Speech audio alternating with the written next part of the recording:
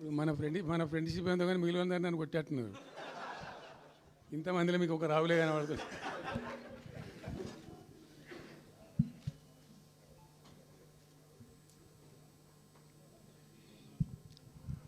ఈరోజు ప్రధానంగా పార్టీ రాష్ట్ర కార్యవర్గం, TRS LP, TRS parliamentary party, మిగతా విస్తృతంగా వచ్చినటువంటి నాయకులందరితో కలిపి సమావేశం పెట్టుకున్నాం. ప్రధాన కారణం, the main agenda of the meeting was Palamuru Rangareddy ఎత్తిపోతల పథకంలో ఈ రాష్ట్ర ప్రభుత్వం మరియు కేంద్ర ప్రభుత్వం కలిసి తెలంగాణకు చేస్తున్నటువంటి ద్రోహం, తెలంగాణకు తలపెట్టినటువంటి దుర్మార్గమైనటువంటి విధానం మీదనే చర్చ జరిగింది. దీని కథ ఏంటంటే చాలామందికి తెలియదు, అవగాహన కూడా ఉండదు. కొత్త తరం వాళ్ళకైతే అసలు తెలియదు. ద రీజన్ వై ఈజ్ సమైక్య ఆంధ్రప్రదేశ్లో అత్యంత దారుణమైనటువంటి వివక్షకు గురైన జిల్లా పాత మహబూబ్ నగర్ జిల్లా. చాలా చాలా దారుణానికి. రీజన్ ఏంటంటే వనరులు లేక కాదు, వసతులు లేక కాదు. కృష్ణానది ప్రవేశిస్తుందే మహబూబ్ నగర్ జిల్లాలో. సరే, ఇప్పుడున్న తెలంగాణ, అప్పుడు ఉన్న ఆంధ్రప్రదేశ్ మొత్తం చూస్తే కూడా 300 and above కిలోమీటర్స్ కృష్ణానది పారుతుంది కూడా మహబూబ్ నగర్ జిల్లాలో. 308 కిలోమీటర్లకు పారుతుంది. 308 కిలోమీటర్స్ పారుతుంది. ఇది రెండు రాష్ట్రాలు కలిపి లెక్క చూస్తే కూడా. అయినా కూడా 50 ఏళ్ళు అప్పటికి 50 ఏళ్ళు పరిపాలించినటువంటి కాంగ్రెస్ పార్టీ కానీ, ఆ తదనంతరం సుమారు దగ్గర ఒక 20 ఏళ్ళు పరిపాలించిన తెలుగుదేశం పార్టీ కానీ, పాలమూరుకు చాలా దారుణమైనటువంటి, తిరిగి కోలుకోలేనటువంటి దెబ్బ కొట్టిన పార్టీలు ఈ రెండు పార్టీల ప్రభుత్వాలు. ఇది లోకమందరికి తెలుసు. ఆ జిల్లా యాక్చువల్లీ అప్పర్ కృష్ణా ప్రాజెక్టు, భీమా ప్రాజెక్టు, తుంగభద్ర ఎడమ కాలువ ప్రాజెక్టు, దాని ద్వారా ఆనాటికి అన్ని ఫైల్స్ ఉన్నాయి, రికార్డ్స్ ఉన్నాయి. ఏదో ఒకటి స్టోరీ కాదు. 174 టీఎంసీ నీళ్ళు పాలమూరు రంగారెడ్డి జిల్లాకు రావాల్సి ఉండే. పాలమూరు జిల్లాకు ఆనాటి ప్రతిపాదిత ప్రాజెక్టుల ప్రకారం రావాల్సి ఉండే. ఆంధ్రప్రదేశే ఏర్పాటే తెలంగాణ పాలిట పెనుశాపం. కొంతమందికి నచ్చదు, కానీ పెనుశాపంగా పరిణమించింది ఆంధ్రప్రదేశ్ రాష్ట్ర ఏర్పాటు. మొత్తం తెలంగాణకు, అందులో మోర్ స్పెసిఫికల్లీ మహబూబ్ నగర్ జిల్లాకు జరిగినటువంటి తీవ్రమైనటువంటి అన్యాయం. ఎస్ఆర్సి యాక్ట్ అంటే స్టేట్ రీఆర్గనైజేషన్ యాక్టు స్పష్టంగా చెప్తుంది, ప్రతిపాదించబడి ఆల్రెడీ శాంక్షన్ అయ్యి జరుగుతుండే ప్రాజెక్టులు, కంటెంప్లేట్ చేసి ఉన్న ప్రాజెక్టులు, వాటిని మార్చకూడదు, అవి కొనసాగించాలి. ఆ చట్టం ఉండగా కూడా వాటి అన్నిటిని కాదని వీటిని మొత్తం అబాండన్ చేసి పడేసిండ్రు. అట్లా చాలా చేసినారు.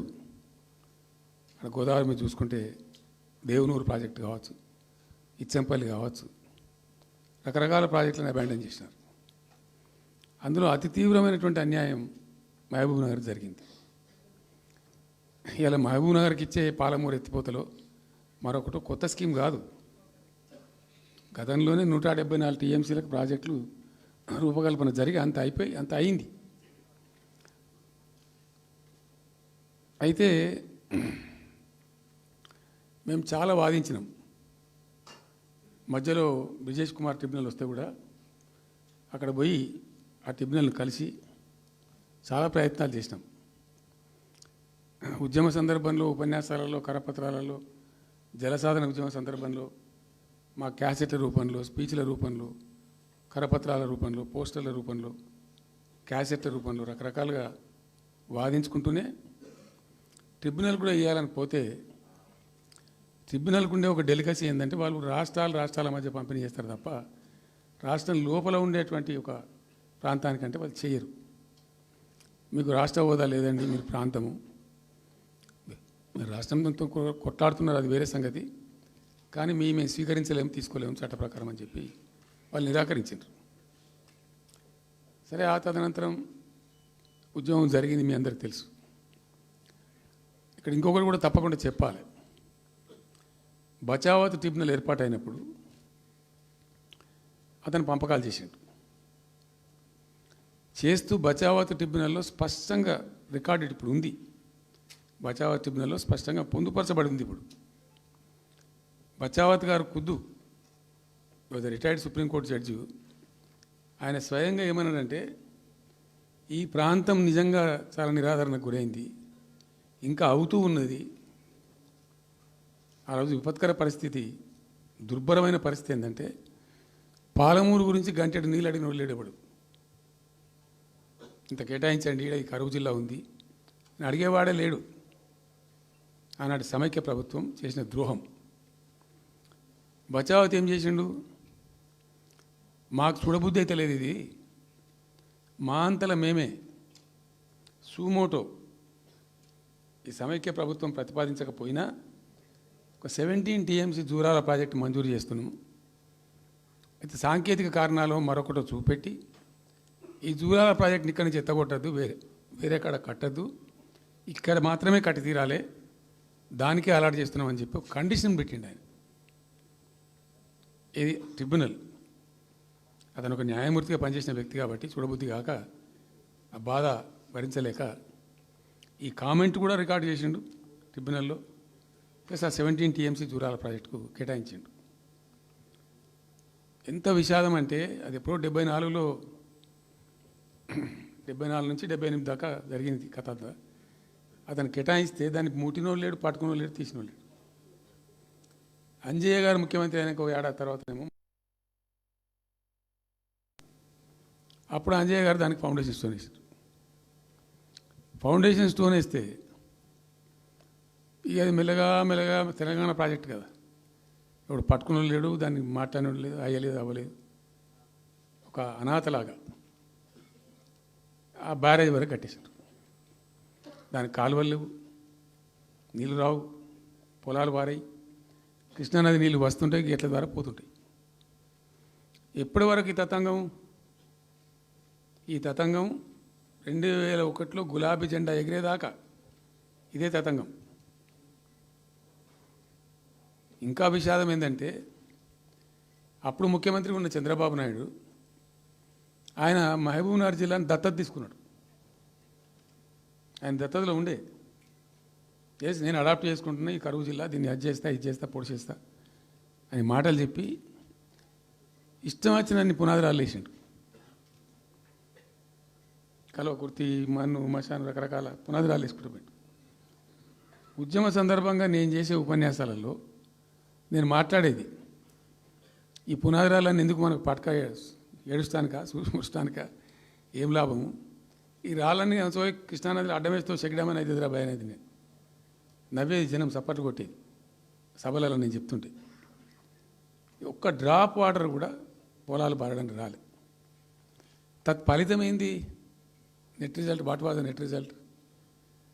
పాలమూరు జిల్లాలో ప్రతి తాలూకా కేంద్రం అంటే ప్రతి నియోజకవర్గ కేంద్రం నుంచి వలసలు పోవడానికి ప్రజలు ప్రతి బొంబాయి నుంచి bus, Narayanpet Bombay bus, Wanaparthy Bombay bus, ఇంచుమించు అన్ని తాలూకాల నుంచి బొంబాయికి డైరెక్ట్గా బస్సు. ఏం చేస్తారు, ప్రజలు పొట్ట చేత పట్టుకొని వలస పోవాలి, బతకపోవడు తప్ప ఇంకో గతి లేదు. జిల్లాకు జిల్లా మొత్తానికి మొత్తం 100% కృష్ణా బేసిన్లో ఉంటుంది. భయంకరమైన కరువు. చివరికి ఆ జిల్లాలో ఉండే అనేక మంది కవులు అనేక పాటలు రాసిండ్రు. ఆ గోరెటి వెంకన్న గారు అయితే పల్లెలో పల్లెలు మొలిసే పాలమూరులోన అని చెప్పి పాట రాసి పాడిండి. ఆ పాట బాగా పాపులర్ సాంగ్ కూడా. తెలంగాణ ఉద్యమం పొడుగుతో కూడా భయంకరంగా మోగినటువంటి సాంగ్. సో అట్లా జరుగుతూ ఉంది. మేము ఏడుస్తా పోయినాం, చూస్తా పోయినాం. ఆ ఉన్న ఒకటి రెండే ప్రాజెక్టులు, ఒకటి బచావతి పెడితేనేమో జూరాల గతి అది. అప్పుడు చంద్రబాబు నాయుడు గారి స్లోగన్ సమైక్య రాష్ట్రంలోనే సమగ్ర అభివృద్ధి. నేను ప్రథమ మహాసభకు పాలమూరు జిల్లాకు పోయినా, మహబూబ్నగర్ టౌన్లో పెట్టాం. పెద్ద భారీ మీటింగ్ జరిగింది, దాదాపు 70,000-80,000 మంది వచ్చిండ్రు. ఆ మీటింగ్లో నాకు బాగా కోపం వచ్చి, ఏమయ్యా చంద్రబాబు నాయుడు, అప్పటికి ఏంటంటే కర్ణాటకకి కొంత ముంపు ప్రాంతం ఏమిటి దూరాల ప్రాజెక్టులో ఏంటంటే కొద్ది ముంపు ప్రాంతం కర్ణాటక రాష్ట్రంలో ఉంటుంది. ఒక 13 కోట్ల రూపాయల వరకు కాంపెన్సేషన్ కట్టాల్సి ఉండే, కట్టడు, ₹1 కట్టడు. ఏమయ్యా చంద్రబాబు నాయుడు గారు, నువ్వు దత్తత తీసుకున్నావు, కథ తీసుకున్నావు, డైలాగులు చెప్తున్నావు, ఇక్కడ చచ్చిపోతాను జనము, బొంబాయికి వలసలు పోతుండ్రు. ఇటువంటి పరిస్థితులలో కూడా కర్ణాటకకు డబ్బులు కట్టడానికి డబ్బులు లేవా? ఇదేనా సమైక్య రాష్ట్రంలో సమగ్ర అభివృద్ధి అంటే?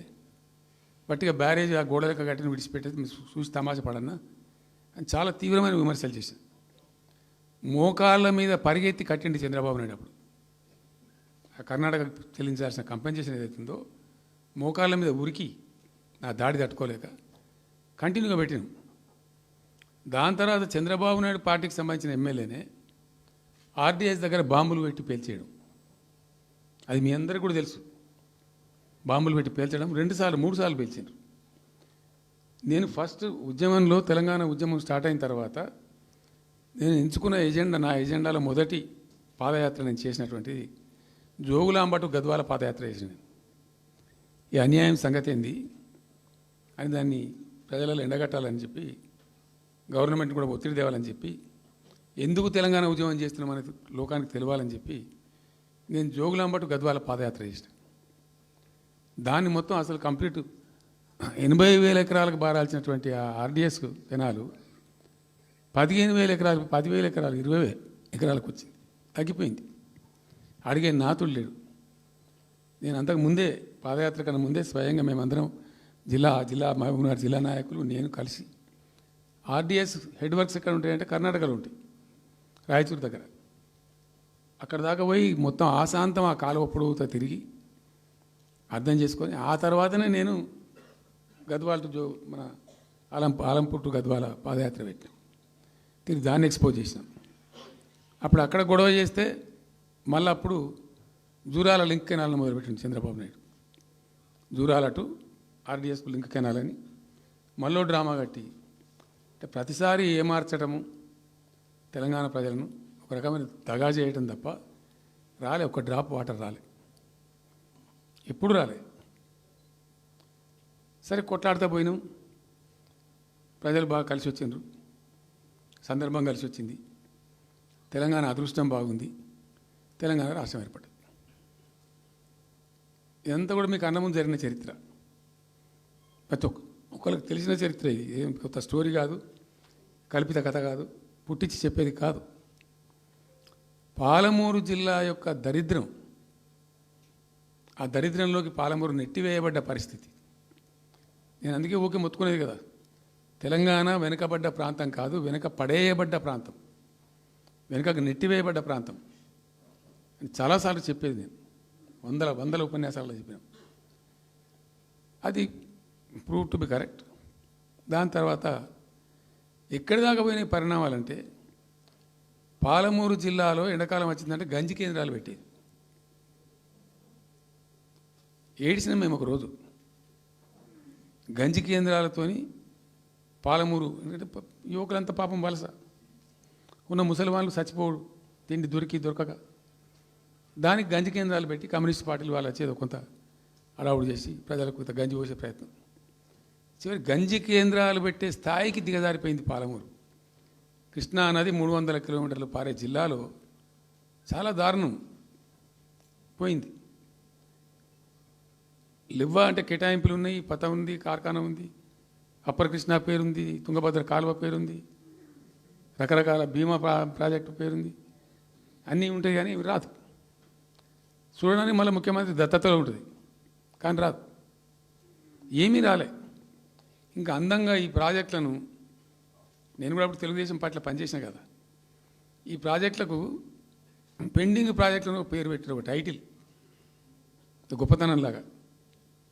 పెండింగ్ ప్రాజెక్టుల జాబితాలో వాటిని తోసేసి పాలమూరున ఆ గతికి తెచ్చిండ్రు. సరే, రాష్ట్రం వచ్చిన తర్వాత జరిగింది ఏంది, టోటల్గా మేము సమీక్ష చేసుకున్నాం. గోదావరి ఏంది, గొంగడి ఏంది, కృష్ణ అయింది, మనకు రావాల్సిన వాటా అయింది, దగా జరిగింది ఎక్కడ, ఎట్లా సరిదిద్దాలా, ఎట్లా మన ప్రయాణం ముందుకు పోవాలా, ఏం జరగాలి అని ఆలోచన చేసినాం. చాలా తీవ్రమైనటువంటి మదన పడ్డాం. టాప్ ప్రయారిటీలో ఈ జిల్లా ఆదుకోవాలి మనం. అత్యంత భయంకరమైన కరువు ఉంది ఇక్కడ, కొంచెం లైన్లో పెట్టుకోవాలి. ఇప్పుడు మన సొంత రాష్ట్రం కాబట్టి మనకు ఆ ఇబ్బందులు ఉన్నాయని చెప్పి మా ప్రస్థానం ప్రారంభించాం. మొట్టమొదలు యుద్ధ ప్రాతిపదికన ఏవైతే పెండింగ్ ప్రాజెక్టులను పెట్టినరో వాటిని రన్నింగ్ చేసినాం. వాటిని అన్నిటికీ నెట్టెంపాడు కావచ్చు, భీమా కావచ్చు, కల్వకుర్తి కావచ్చు, అన్నిటిని కూడా బ్రహ్మాండంగా లైన్లోకి తెచ్చి స్టార్ట్ చేసినాం. నికరంగా 6.5 లక్షల ఎకరాలకు ఆయకట్టు తెచ్చినాం ఆ పాలమూరు జిల్లాలో. మా గవర్నమెంట్ ఉన్నప్పుడే. ఇది అక్కడ ప్రజలందరికీ తెలుసు, అందరికీ తెలుసు, ప్రతి వాళ్ళకి తెలుసు. సామర్థ్యాలు పెంచుకున్నాం కొన్ని. నెట్టెంపాడులో భాగంగా ఒకటి రేలంపాడు రిజర్వాయర్ ఉంటుంది. అది జస్ట్ 1.5 TMs, 1/4 to 2 TMs అది ఉండే. నేను రివ్యూ చేసి అక్కడ రైతులతో మాట్లాడి, మీకు పంట పండదు, కష్టమవుతుంది కాబట్టి దీన్ని కొద్దిగా పెంచాలని చెప్పి డబుల్ ద సైజ్ చేసినాం, 4 TMs చేసినాం, పంట పండాలి కాబట్టి. అట్లా రకరకాల చర్యలు తీసుకొని దాని ద్వారా ఆ కల్వకుర్తి లిఫ్ట్ ఇరిగేషన్ ద్వారా, ఈ నెట్టెంపాడు ద్వారా, భీమా ద్వారా, భీమా phase 1 phase 2 ద్వారా అన్నీ కలిపి 6.5 లక్షల ఎకరాలకు. వాస్తవం చెప్పానంటే ఎంత దుఃఖభాజనం అంటే, ఎంత బాధాకరం అంటే,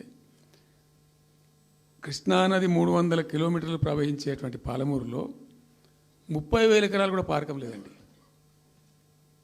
RDS అన్నీ కలిపి లేదు, అసలు రావు, నీళ్ళు రావు, కాలువ లేదు, పొలం లేదు, ఏం లేదు. అందుకే అది వలసల జిల్లా అని పేరు ఎందుకు వచ్చింది పాలమూరుకు? ఎందుకు వలస పోతారు ప్రజలు? ఎంత కంపల్సరీ ఉంటే పోతారు, ఎంత దుఃఖం ఉంటే పోతారు, ఎంత బాధ ఉంటే పోతారు. ఆ విధంగా ఒక 6.5 లక్షల ఎకరాలకు దానికి తెచ్చినాం. మిషన్ కాకతీయలో కొద్దిగా ప్రయారిటీ పెట్టి, భౌగోళికంగా బాగా విశాలంగా ఉండే జిల్లా కాబట్టి ఇప్పుడు కొత్త జిల్లాలు తీసుకున్నాం, కానీ ఆ రోజు అది పెద్ద జిల్లా. దానికి మిషన్ కాకతీయలో టాప్ ప్రయారిటీ ఇచ్చి మైనర్ ఇరిగేషన్ చెరువులు మొత్తాన్ని పోయినాయి ఇక అమ్ముకున్నారు, అబాండనని మిగిలిన వాటిని కొన్ని సామర్థ్యాలు పెంచి ఒక పద్ధతికి తెచ్చినాం. అదో 1,20,000 ఎకరాలకు అది దోహదపడ్డది. చెక్ డ్యాములు కూడా కట్టుకున్నాం.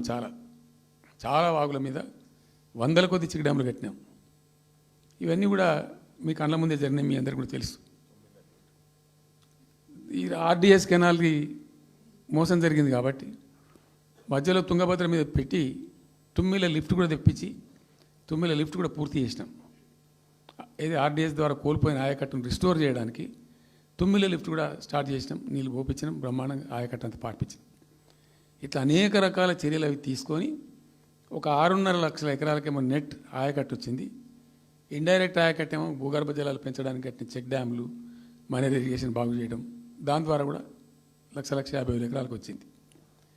ఆ తదనంతరం మరి మనం ఎట్లా ముందుకోవాలా, ఏం చేద్దామని చెప్పి ఈ రంగారెడ్డి జిల్లా కూడా వాళ్ళు పాపం కృష్ణా బేసినే, ప్రతి డ్రాప్ రంగారెడ్డిలో పడే ప్రతి వర్షం చుక్క కృష్ణానదికి పోతుంది, ఇంకెక్కడికి పోదు. నల్లగొండ జిల్లాలో కురిసే ప్రతి వర్షం చుక్క కూడా కృష్ణానదికి పోతుంది. 100% ఈ 3 జిల్లాలు కూడా నల్లగొండ, రంగారెడ్డి, పాలమూరు ఇవి 100% కృష్ణా బేసిన్లో ఉన్నాయి. మనము ఏదైతే మనకు కేటాయించిండ్రో ప్రాజెక్ట్ వైజ్నో ఇంకోటనో కంబైన్డ్ స్టేట్ ఉన్నప్పుడు జరిగినటువంటి మోసం నుంచి బయటికి రావాలంటే మనం రాష్ట్రం ఏర్పడ్డ తర్వాత కొట్టాడాలి, మన వాటా మనం సాధించాలి. రివిజన్, కృష్ణా జలాల యొక్క పునఃపంపిణీ మీద ట్రిబ్యునల్ వేయించుకోవాలి, రివిజన్ పెట్టియాలి అని ఒక స్ట్రాటజీ పెట్టి దాన్ని కొట్లాను. సరే, ఇందాక నేను చెప్పినట్టు దేవుని దయ వల్ల తెలంగాణ రాష్ట్రం వచ్చింది. ఈ ప్రాజెక్టు కంప్లీట్ చేస్తూనే పాలమూరు రంగారెడ్డి ఎత్తిపోతల పథకానికి శ్రీకారం చుట్టాం. యాక్చువల్ ఫ్యాక్ట్ ఏంది, పాలమూరు రంగారెడ్డికి మేము ఆ రోజు మనసులో ఇంటర్నల్గా మాట్లాడుకొని డిపార్ట్మెంట్ కావచ్చు, క్యాబినెట్ కావచ్చు, వితిన్ ద పార్టీ కావచ్చు, ఆ జిల్లాల నాయకులతో కావచ్చు, మా స్ట్రాటజీ ఏంది, పాలమూరు రంగారెడ్డి ఎత్తిపోతల పథకానికి 170 టీఎంసీలు తీసుకోవాలి. This was the strategy of BRS government. ఎట్లా, ఎక్కడి నుంచి తీసుకోవాలా, అనేక ఆంక్షలు, మాటలు, బట్టి డైలాగులు, ఏపీ నుంచి వచ్చే వ్యతిరేకత, ఇవన్నిటి దృష్టిలో పెట్టుకొని ఏం చేసినాం, నికరంగా లెక్కలు తెప్పించినాం. ఈ మహబూబ్ నగర్ జిల్లాలో మైనర్ ఇరిగేషన్లో పాత చెరువులు ఏవైతే బచావ్ అవుతున్నప్పుడు లెక్క పెట్టినటువంటి చెరువులు ఏవైతే ఉన్నాయో, ఉన్నాయన్ని మాయమైనవి, వాటి సామర్థ్యం ఆ రోజు ఎంత, ఇవాళ నెట్ సామర్థ్యం ఎంత అని లెక్కలు తీసి కేంద్రానికి సమర్పించి ఒక 45 టీఎంసీ రెండు దానికి కేటాయించింది. ఆ రోజు మేము ఎంత అంటే 90.81 టీఎంసీ, 90.81 పాలమూరు రంగారెడ్డికి మేము కేటాయించింది ఆ రోజుకు. అయితే 170 ఎట్లా అంటే మరి మాకు ఇంకా వాటా వస్తుంది కదా, ట్రిబ్యునల్ వచ్చిన తర్వాత మాకు వాటా వస్తే దానిలో తీసుకున్న నీళ్ళని కూడా దీనికే మనం అటాచ్ చేసుకుంటామని చెప్పి 91 పాయింట్ తీసుకున్నాం. ఎట్లా తీసుకున్నాము, బచావత్ ట్రిబ్యునల్లోనే ఒక తీర్పు చాలా స్పష్టంగా ఉన్నది, డెసిషన్ అది, ట్రిబ్యునల్ యొక్క నిర్ణయం ఏంటిది, ఆంధ్ర వాళ్ళు మొదటి నుంచి కూడా మేము కొంత గోదావరి నీళ్లు కృష్ణా డెల్టాకి తెచ్చుకుంటాం, నాగార్జునసాగర్ ఆయకట్టుకు తెచ్చుకుంటాం, మరో దాన్ని తెచ్చుకుంటాం అనే పద్ధతులు మొదలుపెట్టి తెచ్చుకున్నారు. దాంట్లో భాగంగా 80 టీఎంసీలు వాళ్ళు తీసుకుంటున్నారు. ఇది పోలవరం కట్టి ఆ కెనాల్ అప్పుడు వైఎస్ రాజశేఖర్ అప్పుడు తవ్వింది కదా, పట్టిసీమ లిఫ్ట్ పెట్టిండ్రు, ఇనీషియల్ లిఫ్ట్ పెట్టిన తర్వాత ఇప్పుడు కెనాల్ అయింది. సో దాన్ని 80 టీఎంసీలు వాళ్ళు వాడుకుంటున్నారు, ఎక్కువనే వాడుకుంటున్నారు. సో వాళ్ళు డిపిఆర్లో సబ్మిట్ చేసినారు చాలా క్లియర్గా స్పష్టంగా, ఏమని 80 టీఎంసీలు మేము తీసుకుంటున్నాం, 80 టీఎంసీలు పైన 5 రాష్ట్రాలకు బచావ్ ట్రిబ్యునల్ ప్రకారం ఇస్తాం. అది 3 రాష్ట్రాలకు ఇస్తారు, తెలంగాణ రాష్ట్రానికి, కర్ణాటకకు, మహారాష్ట్రకు. తెలంగాణకు 45, వాళ్ళిద్దరు కలిపి 35, కర్ణాటకకు 21 టీఎంసీ, మహారాష్ట్రకు 14 టీఎంసీ. వాళ్ళిద్దరు కూడా వాడుకుంటున్నారు. అది కర్ణాటక వాళ్ళు already they are using 21 TMC ఏదైతే పోలవరం నీళ్ళు అక్కడ వాళ్ళు తీసుకున్నారు కాబట్టి దాని కంపెన్సేటర్ కింద వచ్చినటువంటి దాన్ని they are using it, right రాయాలి. మహారాష్ట్ర కూడా వాడుతున్నారు, లెక్కల్లో చూపించారు వాళ్ళు, వాళ్ళ ప్రాజెక్టుల డిపిఆర్లో వాళ్ళ లెక్కల్లో చూపెట్టిండ్రు. ఇక వాడుకోవాల్సింది వాళ్ళు మనం. సో ఆ 45 టీఎంసీ మనది ఉంది కదా, మనకు ట్రిబ్యునల్ కేటాయించిందే కదా, అప్పనంగా ఏదో వచ్చేది కాదు కదా. సో ఆ 45 ఈ మైనర్ ఇరిగేషన్ లాసెస్ 45 కలిపి 90.81 టీఎంసీలకు దాన్ని ప్రతిపాదించాం. It has a strong basis, ఏదో గాలిలే అడగోలు జమాబందీ ఏర్పడతాడు చేసింది కాదు, ఒక స్పష్టమైనటువంటి విధానంతో, ఒక అవుట్లుక్తో, భవిష్యత్తు ప్రయోజనాలను దృష్టిలో పెట్టుకొని చేసినటువంటి చర్య చేసినాం. ప్రాజెక్టు 30,000 కోట్లు, 35,000 కోట్లు మంజూరు చేసినాం. అందులో 27,000 కోట్లు ఖర్చు పెట్టినాం. ఆల్మోస్ట్ దగ్గర 88-90% పనులు పూర్తి అయిపోయినాయి. ఈ ఆంధ్రాతోని పంచాయతీ ఉంటుంది ఎప్పటికైనా, వాళ్ళు పోతిరెడ్డిపాడు పొక్కగొట్టి దాన్ని పెంచి, ఇక దాన్ని ఇంకింత పెంచి ఈ తెలుగు గంగా అనే పేరు మీద మొదలై అది ఎటెటెటెటు పోతుంది, ఇక అడవుల జమాబంది. కాబట్టి మనం క్విక్కెస్ట్ పాసిబుల్ టైంలో తీసుకోవాలని ఆ వచ్చే వాటర్ను అక్కడ ఎంటైర్ వరల్డ్లో ఇక్కడ లేవండి 145 మెగావాట్స్ కెపాసిటీ పంప్స్ పెట్టినాం అక్కడ. Specially prepared, those pumps were prepared by BHEL of India. 145 మెగావాట్ల పంపులు అసలు ఇండియాలో ఎక్కడ ఏ ప్రాజెక్టుకు లేవు. ఎందుకని ఆ పంపు స్విచ్ ఆన్ చేసిన నేను, నీళ్ళు వచ్చినాయి. ఒక్క పంపు స్విచ్ ఆన్ చేస్తేనే ఇట్లా కాలువలు తల్లాడుతుండే ఇట్లా. అంటే ఆ గొడవ ఉంది కాబట్టి వాళ్ళు అటు పోతిరెడ్డి పడి పక్క నుంచి వాళ్ళు తీసుకుపోతూ ఉంటారు. ఆ వర్షాలు వచ్చినప్పుడే మనం తీసుకోవాలి, ఇంకో గత్యంతరం లేదు. కాబట్టి క్విక్కెస్ట్ పాసిబుల్ టైంలో ఈ రిజర్వాయర్లు నింపుకుంటే మనం సేఫ్ అయిపోతాము, జిల్లా కాడికి కొంత న్యాయం జరుగుతుందని చెప్పి ఆ 145 మెగావాట్స్ కెపాసిటీ ఉండే పంప్స్ పెట్టినాం. ఇప్పుడు పంప్స్ అన్నీ ఆల్మోస్ట్ ఇన్స్టాల్ అయినాయి. మరి ఈ గవర్నమెంట్లో వీళ్ళు ఏం పట్టించుకుంటలేరు, అసలు ఏం చేస్తలేరు. అయితే జరిగిన తర్వాత ఏమైంది, అనుమతులు అంత సాధించాలి. దాని మీద చాలా చాలా మెలికలు పెట్టినారు. ల్యాండ్ అక్విజిషన్ల ప్రాబ్లం చేసినారు. అయినా 27,000 ఎకరాలు మేము అక్వైర్ చేసినాం సక్సెస్ఫుల్గా. అదంతా క్లిష్టమైన సబ్జెక్ట్ ఈ రోజులలో ల్యాండ్ అక్విజిషన్ అంటే. అయినప్పటికీ 27,000 ఎకరాలు అక్వైర్ చేసినాం. 27,000 కోట్లు ఖర్చు పెట్టినాం. అంత కాన్సన్ట్రేట్ చేసినాం. గ్రీన్ ట్రిబ్యునల్కి పోయినారు, ఆ స్టేని క్యాన్సిల్ చేయించినాం. అనేక రకాల అడ్డంకులు కల్పించే ప్రయత్నాలు ఎన్ని చేసినా వాటన్నిటిని అధిగమిస్తూ ఆ ప్రాజెక్టును ముందుకు తీసుకొని పోయినాం. అయితే ఈ పంపులన్నీ ఇన్స్టాలేషన్ అయిపోతుంది, బ్రహ్మాండంగా ఉంది. సరే, ఇంతగా అయితే మా గవర్నమెంట్ మారింది. సహజం, రాజకీయాల్లో గెలుపులు ఉంటాయి, ఓటములు ఉంటాయి, ప్రభుత్వాల మార్పిళ్ళు ఉంటాయి, జరుగుతాయి. కానీ ఎంత తెలుగు తక్కువ దద్దమ్మ ప్రభుత్వం వచ్చినా, నెక్స్ట్ సక్సెసివ్ గవర్నమెంట్ ఎవరు వచ్చినా రాష్ట్ర ప్రయోజనం కదా ఒక ప్రాజెక్ట్ అంటే. ప్రజలకు నీళ్ళు వచ్చేది కదా, ప్రజలు బ్రతికేది కదా, దాన్ని కొనసాగిస్తారు. ఇప్పుడు ఒక్క తట్టెడు మట్టి కూడా తీయలేదండి. మా గవర్నమెంట్ పోయిన తర్వాత పాలమూరు ఎత్తిపోతల పథకంలో ఒక తట్టెడు మట్టి కనీసం నేను తీయలే. మరి దాన్ని ఎందుకు అబాండన్ చేసినరో, దాని వెనక ఏం ఉద్దేశం ఉందో, ఇంత నిష్క్రియాపరత్వం ఏంది, ఇంత దారుణమైంది. 2 నెట్ సంవత్సరాలు గడిచిపోయినాయి. ఇప్పుడు మేము గమనిస్తున్నాం. మధ్యలో ఏమైంది, కేంద్ర ప్రభుత్వంతో తమాషా. బీజేపీ మొదటి నుంచి మాకు తెలంగాణకు శని అయింది. అది కేంద్ర ప్రభుత్వం ప్రతిదాన్ని వ్యతిరేకించడమే. ప్రతిదానిగా చంద్రబాబు ఎన్డీఏలో చేరడం, ఆయన మాటలు పట్టుకొని వ్యతిరేకించడం, అడ్డంగా ఇష్టం వచ్చిన పద్ధతిలో. మేము బాగా కొట్టాను. మేము ఉన్న రోజులు అనేకమైనటువంటి పోరాటాలు చేసి దాన్ని ఎప్పటికప్పుడు సాధించుకున్నాం. అనుమతులు కానీ ఇంకోటి కానీ మొత్తం 9-10 అవసరం పడతాయి. అందులో 6 అనుమతులు ఆల్రెడీ వచ్చేసినాయి. Main environmental impact, environment assessment కమిటీది అదే మెయిన్ అసలు ప్రాజెక్టుకు లైఫ్ లైన్. దాని మొత్తం అనుమతులు వచ్చేసినాయి. దాని తర్వాత మిగిలిన అనుమతులన్నీ లాంఛనమేగా, ఇచ్చేయాల్సిందే. అది ఇచ్చిందంటే అటువంటి అతి ముఖ్యమైనటువంటి అనుమతి కూడా తెచ్చినాం. అన్నీ తెచ్చినాం. అన్నీ వచ్చిన తర్వాత కేంద్ర ప్రభుత్వం మన చంద్రబాబు నాయుడు ఎంపీలు అవసరం ఉంది కదా అక్కడ వాళ్ళకు. ఇప్పుడు ఇద్దరు ఎంపీలు అవసరం కదా, Nitish Kumar, Chandrababu Naidu.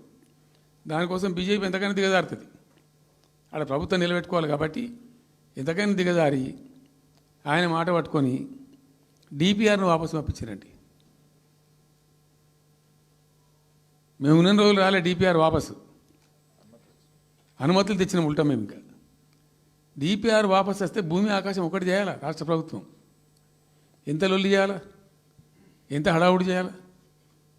All party delegation తీసుకుపోవాలి. అవసరం వస్తే మేము వడ్లు కొనకపోతే పోయి ఢిల్లీలో ధర్నా చేసినామండి. మేము అప్పుడు మా గవర్నమెంట్ ఉన్నప్పుడు రైతులు పండించిన పంట కొనకపోతే యావత్తు ఎమ్మెల్యేలు, క్యాబినెట్ అందరం పోయి ఢిల్లీలో ధర్నా చేసి కేంద్ర ప్రభుత్వం మెడలు వంచినాం. మేము 80 లక్షల టన్నులు మనకి తీసుకుంటామనేటువంటి ఒప్పందం మీద సంతకం చేయించుకొని వచ్చినాం. వడ్లు కొనిపించినాం ఎఫ్సిఐతోని. మామూలు వడ్లు కొనకపోతేనే మేము అంత అడావుడి చేసిపోయినాము. కానీ ఒక ఇంత పెద్ద ప్రధానమైన 3 జిల్లాలకు సంబంధించిన ప్రాజెక్టు డిపిఆర్ వాపసు పంపిస్తే వీళ్ళు కుయ్యలేదు, కుట్టుకోలేదు, వాళ్ళకి చెప్పని కూడా చెప్పలేదు.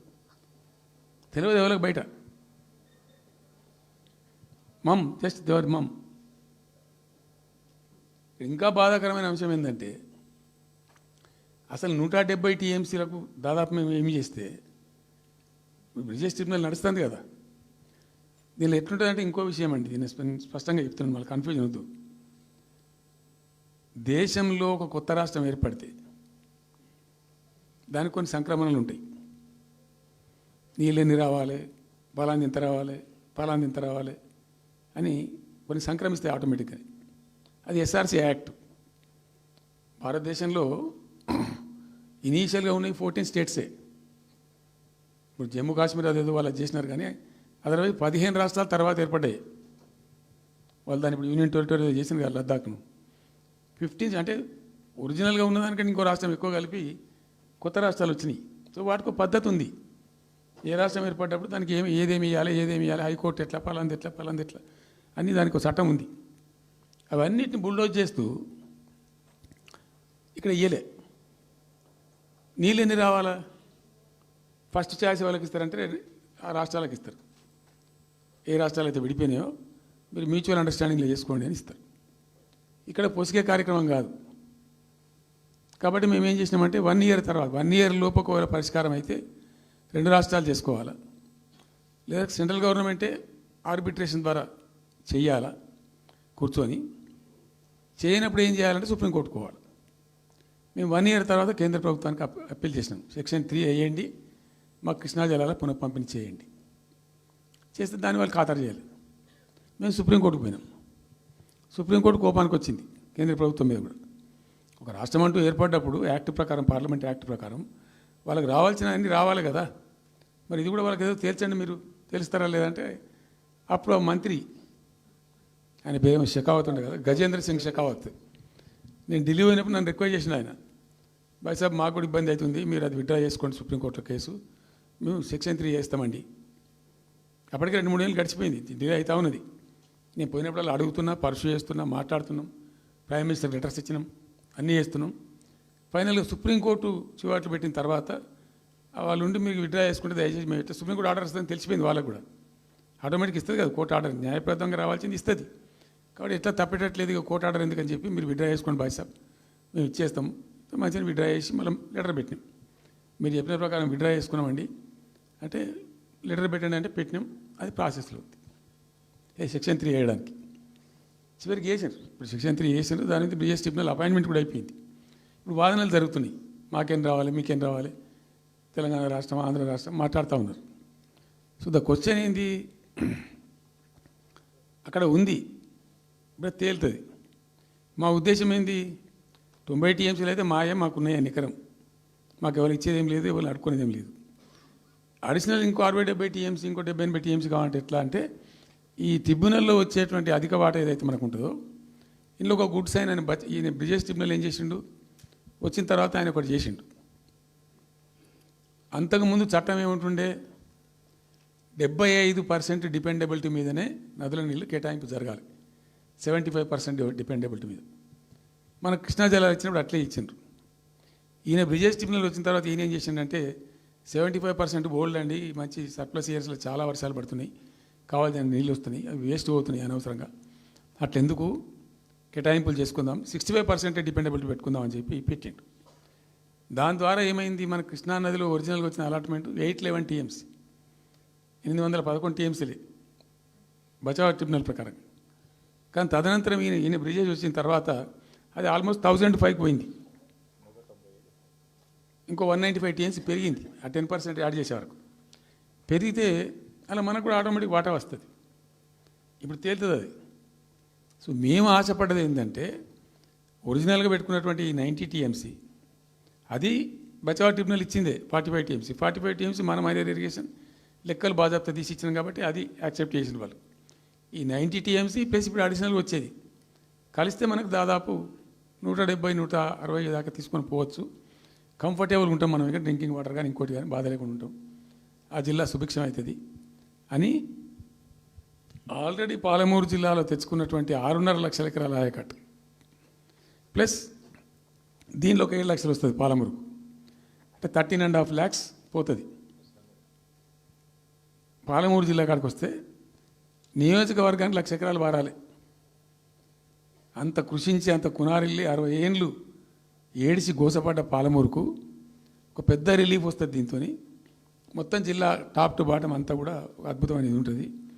గ్రావిటీ వారేకాడికి గ్రావిటీ వారుతుంది, లిఫ్ట్ వారుతుంది, చాలా అద్భుతంగా ఉంటుంది అని చెప్పేసి. తర్వాత వర్ష నీళ్ళు కూడా చాలా వరకు ఈ చెక్ డ్యామ్లలో దానిలో అడ్డుకుంటాం కాబట్టి గ్రౌండ్ వాటర్ కూడా బాగా పెరుగుతుంది. ఎట్లా ఫ్రీ పవర్ ఇస్తున్నాం కాబట్టి దాని ద్వారా కూడా లాభాలు జరుగుతాయని చెప్పి అసెస్మెంట్ చేసి ఇచ్చినాం.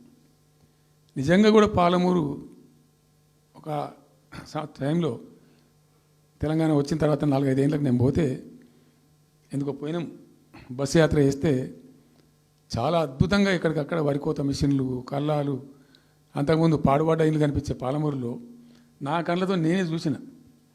ఇంకా ఇది అంతా కంప్లీట్ అయిపోతే ఈ అనుకున్న 15 లక్షల ఎకరాలకు నీళ్ళు వస్తే చాలా దివ్యంగా ఉంటుందని చాలా సంతోషపడుకుంటూ పోయినాం. సరే, ఇప్పుడు కేంద్ర ప్రభుత్వం కొత్తగా తాకీదు, అది ఎవరు చెప్పినారో తెలియదు, వాళ్ళు చెప్తున్నారు. ఇప్పుడు గవర్నమెంట్ ఉన్న వాళ్ళు చెప్పడం చెప్తున్నారు. ఏంది మీరు 90 టీఎంసీలు పెట్టుకున్నారు, పాత గవర్నమెంట్ పంపించింది. ఒకటి డిపిఆర్ తిప్పి పంపించిండ్రు, దాని మీద సడి లేదు, సప్పుడు లేదు, లుల్లి లేదు, లుకాండం లేదు, తల ఊగుతున్నారు. ఎందుకు తల ఊగుతున్నారు? రాష్ట్ర ప్రయోజనాలు కాపాడడానికి లేకపోతే, రాష్ట్రానికి వచ్చిన నీళ్ళని కూడా కాపాడే స్థితి లేకపోతే ఇదేం దద్దమ్మ ప్రభుత్వం? ఇంత చేత కానీ ప్రభుత్వం ఉంటే ఎట్లా? నోరు లేని ప్రభుత్వం ఉంటే ఎట్లా? పెద్ద నోరు పెట్టుకొని పెద్ద గడబడి చేయాలి కదా. ఒక 10 టీఎంసీలు పోతేనే ఒక్కొక్క రాష్ట్రం ఎక్కడ దాకా పోయి కొట్లాడతారు. ఇవాళ మొత్తం డిపిఆర్ఏ పంపించి ప్రాజెక్ట్ని ఆగం చేసే పరిస్థితి వస్తే సప్పుడు లేదు ఒకటి. రెండవది, ఇప్పుడేం చేసిండ్రు? ఇరిగేషన్ మంత్రికి లెటర్ రాసిండు. వాడు చెప్పిండా చెప్పలేదా భగవంతుని గారికి 45 టీఎంసీలు ఇవ్వండి మాకు అనుమతి అని చెప్పి. ఎట్లా రాస్తావు నాకు అర్థం కాదు. నువ్వు ఏం ముఖం పెట్టుకొని రాస్తావు? ఇదో ప్రభుత్వమా? ఉన్న వస్త్రానికి పోతే అనవస్త్రం పోయింది అన్నట్టు ఉన్నది కూడా కొట్టుకుంటారు ఎవడన్నా? ఎవరై నీళ్ళు అవి ఆల్రెడీ బచావ్ ట్రిబ్యునల్ తీర్మానంలో ఇచ్చింది. దాన్ని కర్ణాటక వాడుతుంది, అటు మహారాష్ట్ర వాడుతుంది. వాళ్ళ లెక్కల్లో చూపెడుతున్నారు వాళ్ళు. ఆల్మట్టి డ్యాంలో వినియోగంలో చూపెడుతున్నారు వాళ్ళు. మాకు వచ్చిన 21 టీఎంసీ మేము ఇక్కడ వాడుతున్నామని చెప్పి. ఆ 2 ఎగువ రాష్ట్రాలు వాడుతుంటే ఇక్కడ వచ్చి మనకు వచ్చినటువంటిది బాజాప్తా, అది కూడా ట్రిబ్యునలే కదా. బచావత్ కూడా ట్రిబ్యునలే కదా. ఆ ట్రిబ్యునల్ తీర్పు ద్వారా వచ్చిన 45 టీఎంసీలు నువ్వు ఎందుకు ఆపుతున్నావు ఇప్పుడు? ఇదో రాష్ట్ర ప్రభుత్వమా? అసలు ప్రభుత్వం ఉందా? నిద్రపోతున్నారా? ఇంతసేపు రియల్ ఎస్టేట్ దందా తప్ప ఇంకోటి లేదా? ఇల్టు భూములు ఎట్లా అమ్ముదాం, పల్టు భూములు ఎట్లా అమ్ముదాం, ఆ భూములు ఎట్లా దెబ్బ పెడదాం, ఇంకెంత కమిషన్ కొడదాం, ఇది తప్ప రాష్ట్ర ప్రయోజనాలు, నీళ్లు, రైతులు, మనుషులు లేరా? ప్రాజెక్టులు ఎందుకు 2 నెలల నుంచి ₹1 పెట్టలే? ఎందుకు ఒక తట్టడి మట్టి తీయలే? ఎవరు నిరోధించింది మిమ్మల్ని? ఎవరు అడ్డుపడ్డారు మీకు? ఎవరు కట్టేసారు మీ కాళ్ళను? అటు పైసా పనిచేయరు, నిష్క్రియాపరత్వంగా ఉంటారు. డిపిఆర్ పంపిస్తే సపోర్ట్ చేయరు. ఇలా చివరికి 45 టీఎంసీ అని రాస్తారు. అంటే ఏం కాబోతుంది? ఎవరో ఒత్తిడి ఉంది దీని వెనుక? ఏం కుట్ర దాగి ఉంది ఇది? 2 ఏళ్ళ నుంచి నేను మౌనం పాటించి చూసుకుంటూ వస్తున్నాం. తప్పని పరిస్థితి నేను బయలుదేరినప్పుడు తప్పదు. అటు కేంద్రాన్ని ఎక్స్పోజ్ చేస్తాం, ఇటు రాష్ట్రాన్ని ఎండగడతాం ప్రజల మధ్యలో ఖచ్చితంగా. ఇలా మొత్తం విస్తారంగా మాట్లాడినాం, చర్చించినాం. చాలా పెద్ద ప్రజా ఉద్యమాన్ని శ్రీకారం చుడతాం. కంపల్సరీ పాలమూరు, రంగారెడ్డి, నల్లగొండ జిల్లాలలో గ్రామాన దానికి పోస్టర్ డిజైన్ అవుతుంది, కరపత్రం డిజైన్ అవుతుంది. ప్రజా ఉద్యమాలు చేస్తాం, పెద్ద బహిరంగ సభలు పెడతాం. నేను స్వయంగా అటెండ్ అవుతున్న బహిరంగ సభలకు. ప్రజాక్షేత్రంలో ఈ ప్రభుత్వం యొక్క నిష్క్రియాపరత్వాన్ని ఎండగడతాం. ఇప్పుడు వాయిస్ అయితే తెలంగాణకు, మరి తెలంగాణకు ఉన్న ప్రభుత్వం మాట్లాడకపోతే ఇంకెవరు మాట్లాడాలా? మాకు 2 బాధ్యతలని, ఒకటి తెలంగాణ తెచ్చిన పార్టీగా, రెండవది ప్రధాన ప్రతిపక్షంగా కూడా కంపల్సరీ మా డ్యూటీ మేము చేయాలి. అందుకోసం గాను వీళ్ళు ఏదో తమాషకు మేము అదోటి ఇదోటి అడ్డం పొడుగు మాట్లాడి, కిరికిరి మాటలు మాట్లాడి, ఈ కారు కూతలు కూసి ఏదో చేస్తామనుకుంటే నడవదిగా. ఈ ఏళ్ళ దాకా వేరే కథ, రేపటి నుంచి వేరే తోలు తీస్తాం ఎక్కడికక్కడ. ప్రజలు ఖచ్చితంగా ఎక్కడికక్కడ నిలబెట్టే ప్రయత్నం చేస్తాం. అడుగున చెక్ చేస్తాం, ప్రతి విషయంలో చెక్ చేస్తాం. Sufficient time we have given. మేము తొందరపడి మేము ఎందుకు కన్నెర్రి అయ్యి మా ప్రభుత్వం పోయింది వీళ్ళు వచ్చింది అనేటువంటి ఒక పిచ్చి అయ్యి అట్లా మేము చేయలే, అటువంటి వాడికి పోలే. ఇష్యూల మీద పోరాడుతున్నాం, ఒకే ఫీజు రియంబర్స్ మీద పోరాడుతున్నాం, ఇంకోటి పోరాడుతున్నాం. రకరకాల భూదందాల మీద, దోపిడీ మీద, లగచర్ల మీద, గిగచర్ల మీద పోరాడుతున్నాం. పార్టీ కొట్లాడుతున్నది, తప్పకుండా తప్పదు కాబట్టి కొట్లాడుతాం. ఇప్పుడు మొత్తం మొదటికే ముప్పొచ్చే పరిస్థితి ఉంది. అటు గోదావరి మీద అరాకిరి చేసి చంద్రబాబు నాయుడు, ఏపీ ప్రభుత్వం నల్లమల సాగరు, ఈ సాగరు, ఆ సాగరు, అటు గోదావరి దోపిడీ జరుగుతూ ఉంటే దాని మీద సప్పులు లేదు. ఇటు కృష్ణలో ఇంత ఘోరంగా పాలమూరు ఎత్తిపోతల మీద దీని మీద సప్పులు లేదు.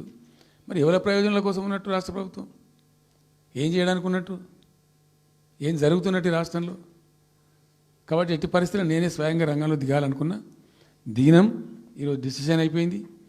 2-3 రోజులలో, 2-3-4 రోజులలో, రాబోయే 3-4 డేస్లో ఆయా జిల్లాల నాయకులతో సమావేశమై ఖచ్చితంగా చాలా పెద్ద ఎత్తున అక్కడ గ్రామానికి డప్పు కొడతాం, మొత్తం సభలు పెడతాం, కవులు గాయకులు కళాకారులు అందరినీ తట్టి లేపుతాం.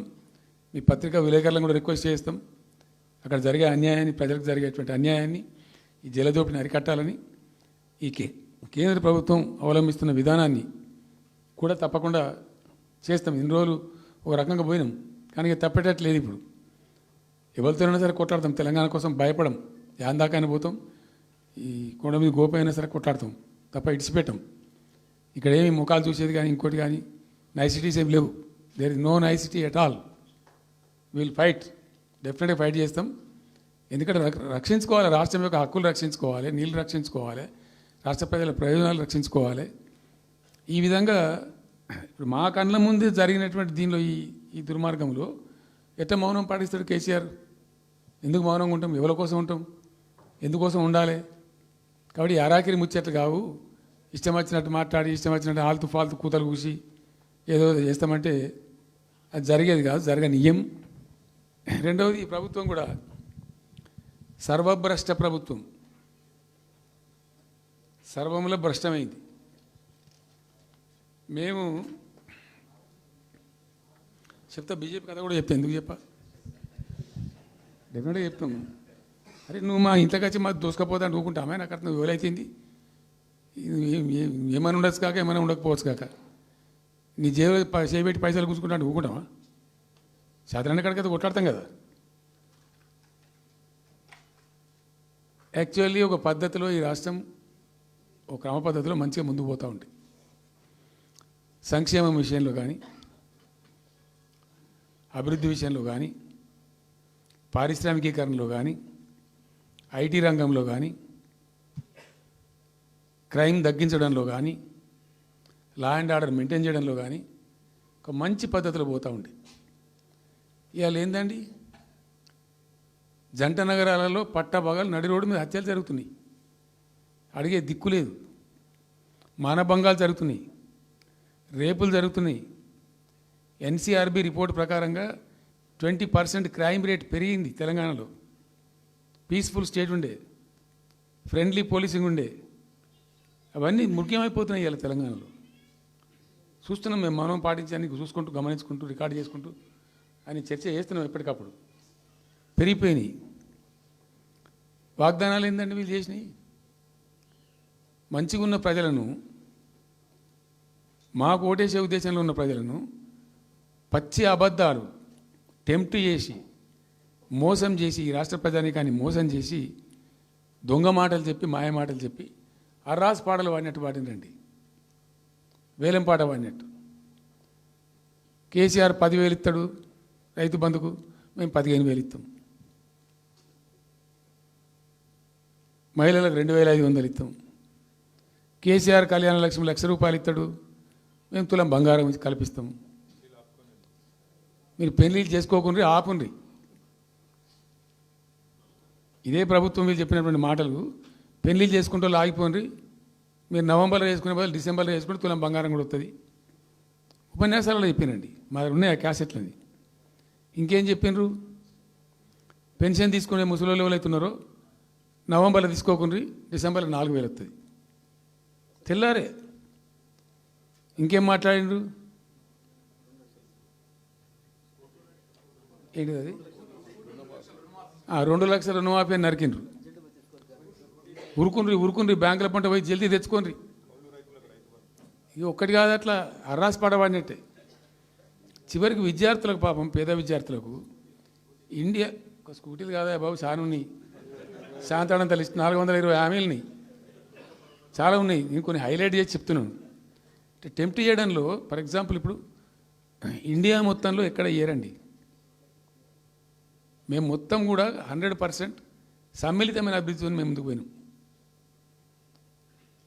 ఇట్లా ఏకపక్షంగా ఏకోన్ముఖంగా పోలే. మేము ఆల్ ఫ్రంట్స్ కవర్ చేయాలని చూసినాం. పేద పిల్లలు ఉంటారు, వాళ్ళకి పాపం విదేశీ విద్య లేక సీట్ వస్తుంది, చదువుకోవాలని ఆశపడతారు, పోలేరు.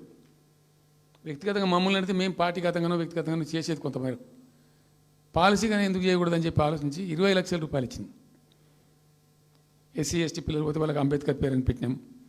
బీసీ అబ్బాయిలు అమ్మాయిలు పోతే వాళ్ళకు జ్యోతిబా పూలే అని పేరు పెట్టినాం. రకరకాలుగా మొత్తం మీద వాళ్ళకి 20 లక్షల రూపాయలు ఇచ్చినాం. అంటే ఎట్లాంటి ఇష్టం వచ్చినట్టు అది కూడా పెంచుతాం. కేసీఆర్ 10 లక్షలు ఇస్తాం, మేము 12 లక్షలు ఇస్తాం దళిత బంధు. ఇట్లా ఎన్నండి ఇష్టం వచ్చిన అంటే నోటికి మొక్కాలిగా. అది కూడా 100 రోజుల లోపలనే ఇస్తాం. ఆ కార్డులు వంచుడు, సంతకాలు పెట్టి బాండ్ సంతకాలని ఇంటింటి కార్డులు వంచి మొత్తం చెడగోపం పెట్టారు. దిక్కుమాలిన దరిద్రం అంతా నెత్తిన పెట్టి కంప్లీట్ ప్రజలను టెంప్ట్ చేసి ఇలా వడ్లు కొంటలేరండి. సన్నాలు మొత్తం వడ్ల ప్రతి ధాన్యానికి లిస్టు, పెద్ద లిస్టు, శాంతాడంత లిస్టు. ఇక కందులకింత, మినుములకింత, పసుపుకింత, పప్పుకింత, మొక్కజొన్నకింత, అన్నిటికీ 500 బోనస్. అన్నిటికీ ఏమి దేనికి దిక్కు లేదు. పత్తి కొనే దిక్కు లేదు, వడ్లు కొనే దిక్కు లేదు. ప్రైవేట్గా అమ్ముకుంటారు, దోపిడికి గురి అమ్ముకుంటారు పాపం. ఏడ్చుకుంటూ కన్ననీళ్ళు కుక్కుంటారు. చివరికి వస్తే యూరియా సప్లై చేసే తెలివితేటలు లేవానండి. మా గవర్నమెంట్ ఉన్నప్పుడు రైతులు గ్రామాలలో ఒక ఆటో రిక్షాని డబ్బులు ఇచ్చి 10 బస్తాలు తెచ్చి బాబు అంటే తెచ్చి ఎడ పడేసిపోతుండే వాడు పొలం కాడ. ఇవాళ రైతులు రోజుల తరబడి, గంటల తరబడి చెప్పులు పెట్టి, బీఆర్ఎస్ లేకముందు చెప్పుల లైన్లు ఉండే, బీఆర్ఎస్ ఉన్న రోజులు చెప్పుల లైన్లు మాయమైనవి. మళ్ళీ ఇప్పుడు కాంగ్రెస్ రాగానే మళ్ళీ ఇప్పుడు చెప్పుల లైన్లు స్టార్ట్ అయిపోయినాయి వరుస పెట్టి. మళ్ళీ ఇప్పుడు ఏందో యాపో బోపో తెచ్చిండ్రు. అది ఒత్తితే నడచలేదు, పిక్తలేదు. అది ఏ ఎరువు బస్తాకు యాప్ ఎందుకైనా నాకు అర్థం కాదు. ఇంకా ఆ యాప్లో కూడా నాకు పూర్తిగా తెలియలేదు. నేను రాత్రి కూడా చెప్పే ఆ యాప్లో ఏముంటుందట. ఇప్పుడు నాకు పట్టుందా, అది ఎన్ని మాటలు ఇస్తారట. సపోజ్ నాకు 3 ఎకరాలు ఉంది. 3 ఎకరాలు ఉంటే ఎకరానికి 2 బస్తాలు చొప్పున 3 సార్లు ఇస్తారట. అది అంటే 3 సార్లు పోవాలి. ఇక యాడికి పోవాలో నాకే తెలియదు. ముఠమూల యాపే దొరకదు కాలబెట్టి. అది ఏదైనా చదువుకుని పూరాన్ని పెట్టుకొని విని పట్టుకొని తిప్పలు పడదామంటే కూడా ఆ యాప్ ఒత్తితే ఏం కనబడుతుందట. యాప్ ఒత్తితే ఏం కనబడుతుందట. ఏ గోదాంలో ఎరువులు అని చెప్తారట. అంటే ఇలా గజ్వేల్లో చెప్తారు, రేపు సిద్దిపేటలో చెప్తారు, ఎల్లుండి సిరిసిల్లలో చెప్తారు. ఏ గోదాం పోవాలి, ఎటు పోవాలి. ఇంతకన్నా జోక్ ఉంటుందా. రైతులకు మండల కేంద్రంలో ఎరువుల దుకాణం ఉంటుంది, తప్పితే వాళ్ళ తాలూకా కేంద్రంలో ఉంటుంది ఎక్కువ. అది సాగుకారు ఉంటాడు, ఇచ్చేటోడు ఉంటాడు, అప్పిచ్చేటోడు ఉంటాడు. మనం బాగా విస్తరించినామమ్మా. నేను ఏమంటున్నానంటే 7,100 కొనుగోలు కేంద్రాలు పెట్టినాం కదా. వాళ్ళ ఊర్లో పోయి కొన్నాం కదా. ధాన్యం నెత్తిన పెట్టుకొని వాళ్ళ అంగడికి వచ్చి ఈ మార్కెట్ పైన తిరుగుడే బంద్ చేసినాం కదా. అసలు రైతు సెంట్రిక్గానే మన పరిపాలన ఉండే కదా కంప్లీట్గా. అని మొత్తం సాప్ పట్టేసారు. ఇప్పుడు అరాస్ పాటలు వాడి 2 సార్లు రైతు బంద్ కొట్టిండ్రు. పెన్షన్ 4,000 ఇస్తామని 2 నెలల పెన్షన్ కొట్టిండ్రు. చాలా భయంకరమైనటువంటి పరిస్థితి తీసుకొచ్చింది రాష్ట్రంలో. ఇంత దిక్కుమాలిన కథ. నిరుద్యోగ భృతి ఇస్తాము, ఇవాళ మొక్కాల ఎన్ని అసలు హామీలు. నిరుద్యోగ భృతి ఇస్తాము, తోక ఇస్తాము, నోటిఫికేషన్లు ఇస్తాము, జాబ్ క్యాలెండర్లు ఇస్తాము, విద్యా భరోసా కార్డు. ఇక వాడు చూసి అడ్డం పడి ఆయన ఓటేసారు జనం. ఇప్పుడు జరిగింది ఏంది, టెంప్ట్ అయిపోయినారు. ఏమైందంటే యాక్చువల్లీ ఫ్యాక్ట్ ఏంటంటే ఇదే తెలంగాణ భవన్లో ఎన్నికలకు పోతున్నాం 2014. ఎన్నికల కమిటీ, హామీల కమిటీ ఒకటి ఉండే, మేనిఫెస్టో కమిటీ. అది రాస్తాను. దానిలోకి 2-3 రిటైర్డ్ ఐఏఎస్ అధికారులు కూడా ఉంటే అప్పుడు ఒక సందర్భం వస్తే నేను అడిగిన, అసలు మనం పెన్షన్ ఎందుకు ఇస్తాం ప్రజలకు? Why do you give pensions at all? ఎందుకు ఇవ్వాలి అసలు? దానికి ఒక పరమార్థమో పర్పస్ ఉందా? అగాధం పట్టుకొని ఇట్లా పంచిపెట్టుడా ఏంది అసలు? మీ ఉద్దేశం ఏంటి సార్ అన్నారు. అనుకోకుండా దురదృష్టవశాత్తు కొందరు డెస్టిట్యూట్స్ అవుతారు, కొందరు ఫిజికల్ హ్యాండిక్యాప్డ్ అవుతారు. ఇలా మంచిగానే ఉన్నాం. ఏమో ఏమైనా ఒక యాక్సిడెంట్ అయితే కథం తెల్లారి మనం వికలాంగుడు అయిపోతాం, కదలలేని పరిస్థితికి వచ్చేస్తాం. రకరకాలు ఉంటాయి. వృద్ధాప్యం వస్తే పాపం వాళ్ళ పిల్లలు చూసి చూడకపోయారు, కొంతమంది పట్టించుకొని లేని వాళ్ళు ఉంటారు. అట్లాంటి వాళ్ళకు, అనాథలకు, ఆర్ఫన్స్కు, డెస్టిట్యూట్స్కు, విధివంచితులకు ఇచ్చేది పెన్షన్. అది ఎందుకు అదొక పరమార్థం ఉండాలి. వాళ్ళు బిర్యానీ తినకున్నా పెద్ద గందరగోళం లేకున్నా కనీసం 2 పూటలు పప్పు పచ్చిపులిసింది అన్నం తిని వాంజాల వాడు పండుకుంటట్టు ఉండన్న ఆ మేరకు ఇవ్వండి అని చెప్పినాం. అప్పుడు ఒక ఆయన గోయల్ సాబ్ అని ఉండే ఐఏఎస్ ఆఫీసర్. ఆయన ఉప్పుకింత పప్పుకింత అని అన్ని రేట్లు లెక్కబెట్టి 670 రూపాయలు ఇస్తే సరిపోతుంది సార్ అన్నాడు. నేను గావాలకి ఇచ్చేదానికి కోసి చేయను, 1000 రూపీస్ పెట్టు, పెద్ద కథ ఎందుకు అని 1000 చేసాం. దేనికన్నా కానీ 1000 రూపీస్ చేసినాం ఫస్ట్. సెకండ్ టర్మ్ నేను ప్రకటించిన, మళ్ళీ మేము గెలిపించుకొని ఈసారి గెలిస్తే వెంటనే 2000 రూపీస్ చేస్తామని చెప్పాను.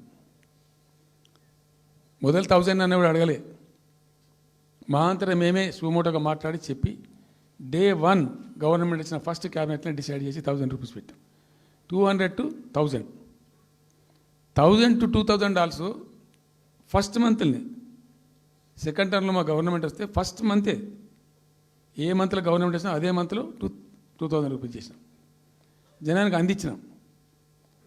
జనం కూడా ఏమనుకున్నారు, కేసీఆర్ 2 అన్నప్పుడు 4 అన్నట్టుగా ఇస్తాడు కావచ్చు, టెంప్ట్ అవుతారు పాపం, సహజంగా పేదవాళ్ళు కదా, లేని వాళ్ళు కాబట్టి. మనది కాదు సబ్జెక్ట్, అది కాదు కదా.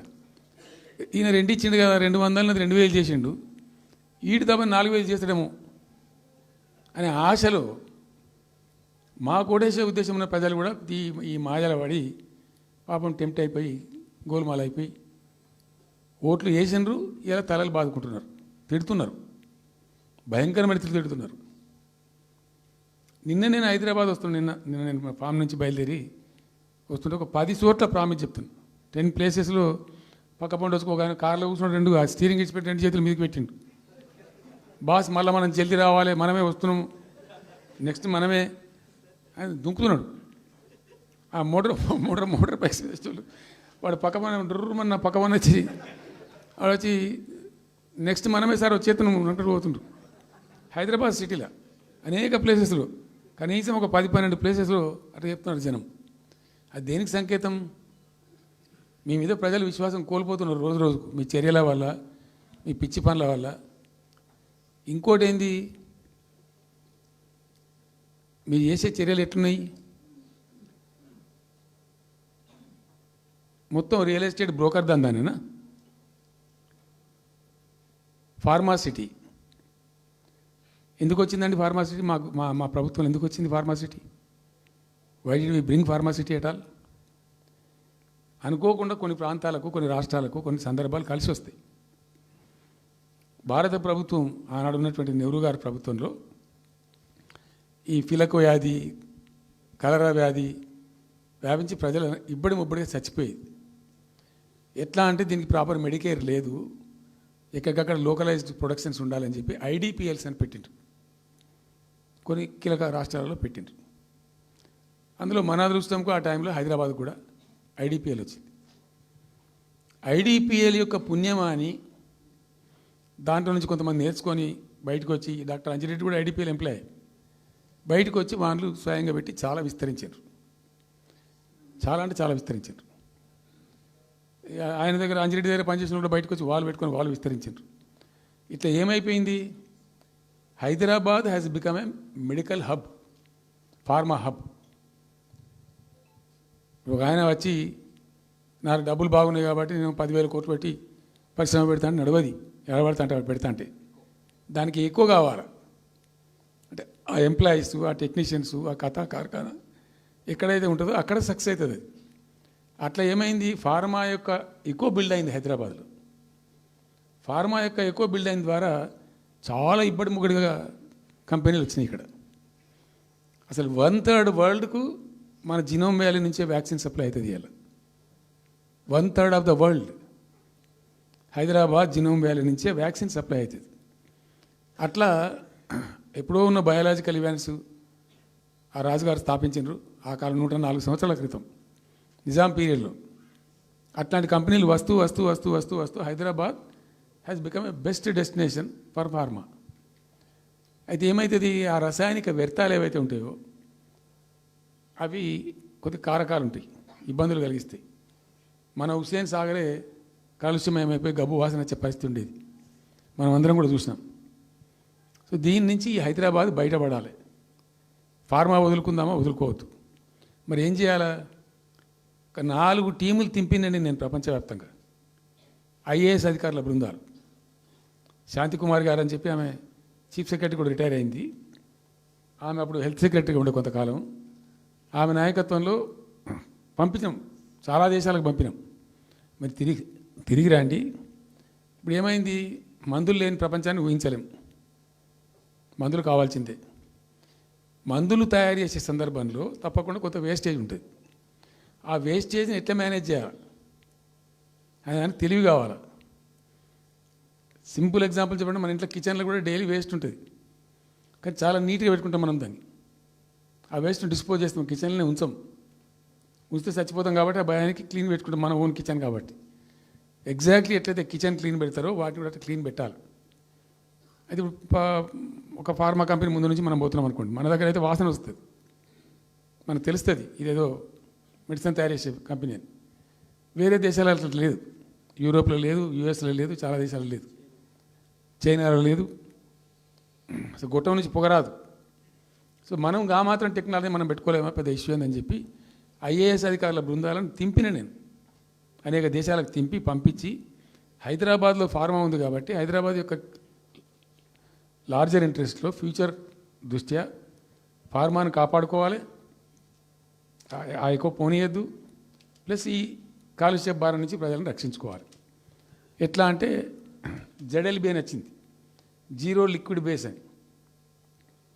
ఆ డిశ్చార్జ్ ఏదైతుందో దాన్ని మొత్తం జీరో లిక్విడ్ చేస్తారు. ఇంకా కాలుష్యం కాదు, ఏం చెడిపోదు, వీళ్ళకి ఇబ్బంది ఉండదు. అది ఇంటర్నేషనల్ లెవెల్లో సక్సెస్ఫుల్గా ఉంది, సక్సెస్ఫుల్గా జరుగుతుంది. ఇప్పుడు అమెరికాలో ఉన్నాయి చాలా కంపెనీలు, యూరోప్లో ఉన్నాయి, ఇంకా చాలా చోట్ల ఉన్నాయి. అవసరం, ప్రతి దేశానికి అవసరమే. అయితే మనం ఆ సిస్టమ్ పెట్టుకోవచ్చు కదా అని చెప్పి ఒక ఫార్మా యూనివర్సిటీ కూడా పెడదాం దానిలో అని చెప్పి ఫార్మా ఇండస్ట్రీ తెచ్చినాం. 2 హెలికాప్టర్లు తీసుకొని ఆ ఫార్మా బిజినెస్ మెన్ ఎవరైతే ఉంటారో వాళ్ళని నేనే స్వయంగా వెంట పెట్టుకుని పోయి ఆ ముచ్చర్ల అక్కడికి పోయి తీసుకుపోయి చూపించి ఈ ప్లేస్ బాగుంటుంది కదా అంటే బాగుంటుందని చెప్తే దాన్ని ఫైనల్ చేసి చాలా కష్టపడి 5-6 సంవత్సరాలు పర్సూ చేసి రైతాంగంతో ఘర్షణ పడకుండా ఒక 20,000 ఎకరాలు పెట్టుకొని చేస్తే 14,000 ఎకరాల పైచీలకు వరకు 14,000 నెట్ వచ్చింది ప్రభుత్వానికి. 14,000 acres already acquired by government. చాలా ఎంఓయూలు జరిగినాయి, అన్నీ జరిగినాయి. మన లోకల్ వాళ్ళు రెడీ ఉండి. అయితే పర్టికులర్లీ జీడిమెట్ల, చర్లపల్లి వీళ్ళు ఏమన్నారంటే, సార్ మాకు ఆల్టర్నేటివ్ స్థలం మంచిగా ఇస్తే మేము అక్కడికి వెళ్ళిపోతాం, ఈ బాధ మాకెందుకు, ప్రజలతో కూడా ఈ బదనాం ఎందుకు, ఆడ పెట్టుకుంటాం. పెట్టి కామన్ అఫ్లుయెంట్ ప్లాంట్స్ పెట్టి ఒక ఐఏఎస్ అధికారిని పెట్టి దాన్ని ప్రభుత్వ నిఘాలోనే ఈ రసాయనాలు వ్యర్థాలను ఇష్టం వచ్చినట్టు ఎటుపడినట్టు పంపకుండా ఆ నియంత్రణలో జరగాలని చెప్పి పెట్టుకున్నది ఫార్మాసిటీ. దానికి ఎన్వైరాన్మెంటల్ క్లియరెన్స్ కూడా వచ్చింది. కేంద్ర ప్రభుత్వాన్ని ఒప్పించి ఎన్వైరాన్మెంటల్ క్లియరెన్స్ తెచ్చినాం. హైదరాబాద్ మొత్తం ఫార్మాను ఒకటే దగ్గర తీసుకుపోయి పెట్టాలి, అక్కడ ఫార్మా సిటీ కట్టాలి, అక్కడ పనిచేసే ఎంప్లాయీస్ కూడా పొద్దాకి ఇటు అటు తిరిగేటువంటి అవసరం లేకుండా మంచిగా బ్రహ్మాండమైన సిటీ రావాలి, వచ్చే సిటీకి కావాల్సినటువంటి ఆల్ ఇన్ఫ్రాస్ట్రక్చర్ రావాలి అని చైనాలో నేను చైనా పోయినప్పుడు చూసినట్టు అది 70,000 ఎకరాలు వాళ్ళది, చాలా హ్యూజ్ ఫ్యాక్ట్. మనకి ఒక 20,000 acres అయితే మస్తు అవుతుందని చెప్పి మేము తీసుకొని చేసినాం. మెడికల్ కాలేజ్ కూడా మంజూరు చేసినాం ఆ పక్కనే, వీటన్నిటి దృష్ట్యా పెట్టుకొని. అంటే మేము ఒక పద్ధతి పెట్టుకొని దాన్ని ఒక సిస్టమేటిక్గా చేసినాం. చేస్తే ఇప్పుడు దాన్ని ఏందండి దందా, ఏదైనా చేసి దాన్ని నమ్మకదొబ్బన్నా. ఏం జరుగుతుంది రాష్ట్రంలో? ఫ్యూచర్ సిటీ, తొక్క సిటీ, ఎవరికి కావాలి నీ ఫ్యూచర్ సిటీ? నాకు అర్థం కాదు. నువ్వు పెంచినావు హైదరాబాద్ను, ఎవరు చేసిన హైదరాబాద్ సిటీ? ఇంత వైబ్రాంట్ సిటీ ఎక్కడికి వచ్చింది?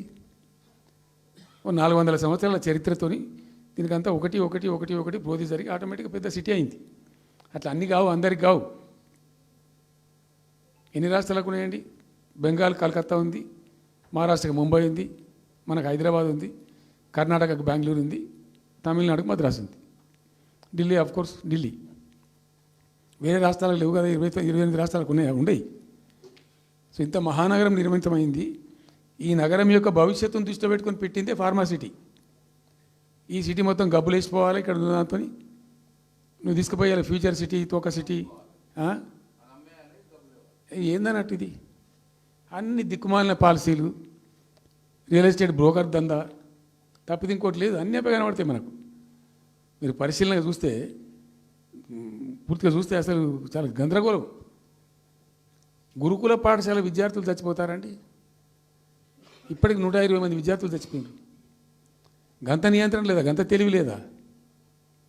ఒక గట్టి అధికారిని పెట్టి గట్టి చర్య తీసుకోరాదా? ఏందో చేస్తాము, నీ ఫ్యూచర్ సిటీ తోక సిటీ ఈ పోరగాళ్ళని చేస్తారు. తర్వాత ఫార్మా సిటీలో ఆ ల్యాండ్ అక్వైర్ చేసినప్పుడు కండిషన్ ఏంటంటే ఓన్లీ ఫార్మా సిటీకి మాత్రమే వాడతాము. Conditional land acquisition. హైకోర్టులో కేసు ఉంది.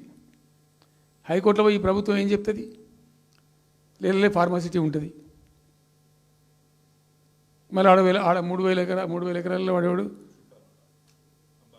అంబాయినా సల్మాన్ ఖానా ఎవడో బొంతారనో పెడతారు. ఈ జూ పార్క్ కొంచెం ఆడబెడతారట. ఎందుకు? జూ పార్క్ అమ్మకదొప్పటానిక? ఏం జరుగుతుంది ఈ రాష్ట్రంలో అసలు? మేము ఇటువంటి చిల్లర పనులు చేయలేదే మేము ఉన్నప్పుడు. ఇంత దుర్మార్గమైన కార్యక్రమాలు చేయలేదే.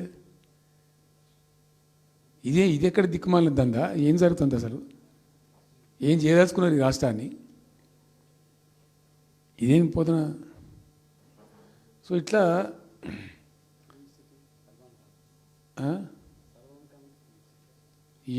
అది ఏందో నేను ఒక్కటే మాట్లాడుతున్నానండి. బిజినెస్ మీట్ పెడతాం, ఎంఓయూలు చేసుకుంటాం. ఏ ప్రభుత్వం చేయాల్సిందే. అడ్డగోలు జమాబందీ దానికి లెక్కలేని కథ అంటే ఏందన్నట్టు. ఒక హైప్ క్రియేట్ చేసుడు, దీనికి ఆజుడు, దీనికి గురువు చంద్రబాబు నాయుడు. ఇప్పుడు చంద్రబాబు నాయుడు చెప్పిన లెక్కల బిజినెస్ వచ్చేది ఉంటే, ఎంఓయూలు సక్సెస్ అయ్యేది ఉంటే ఆంధ్రప్రదేశ్లో ఈ పాటికి 20 లక్షల కోట్లు వచ్చి ఉండాలి. ఆయన ఫస్ట్ టైం అలా సీఎం ఉన్నప్పుడు ఆ ఊళ్ళో పెట్టే కదా, వైజాగ్లో, అమరావతిలో కదా, వైజాగ్లో పెట్టిండు. వైజాగ్లో ఎవరు వెళ్ళి ఎంఓయూలు చేసిన వాళ్ళంటే వంట మనుషులు అని చెప్పిండ్రు. ఆ స్టార్ హోటల్లో బయట వంట మనుషులు, వాడు ఎవడు ఆ సప్లై చేసేటోళ్ళు, వాడు వచ్చి కూర్చోపోయి సంతకం పెట్టే పెట్టిండు వాడు పాపం. అవునా అండి, పాపులర్ అయింది అది. ఇప్పుడు మరి ఎక్కడ ఆ పెట్టుబడులన్నీ ఎక్కడ చెప్పండి? ఆఖరికి 10,000 కోట్లు అన్న రావాలి. 15 లక్షల కోట్లు, 6 లక్షల కోట్లు, 8 లక్షల కోట్లు.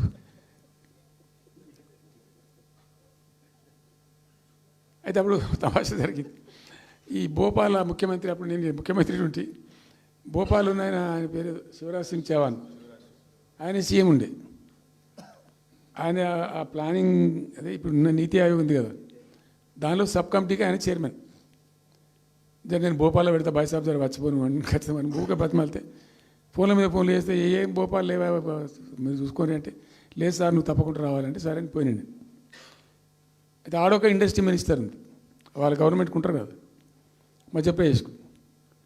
ఆమె వచ్చి నీ కొడుకు వచ్చి బాగా ఆగమాగం చేస్తానని మమ్మల్ని అంటే, ఎందుకు చేస్తాడమంటే ఆయన అదొకటితోటి మాట్లాడి ఎక్కువ చేసుకుంటుండు బాగా అంటే, నువ్వు కూడా అన్నాడు గట్టిగా చెయ్యి. ఆమె వసుంధర రాజే చెల్లెలు, ఆమె పేరు యశోధర రాజే ఏదో అన్నది. అంటే నేను అంతకుముందు ఒక కొద్ది రోజుల ముందే నేను భోపాల్ పోవడానికి ఒక దాదాపు 2-3 మంత్స్ బిఫోరే మోడీ గారు వచ్చిండు. అక్కడ వచ్చి 14 లక్షల కోట్లకు ఎంఓయూ చేసి పడేసారు.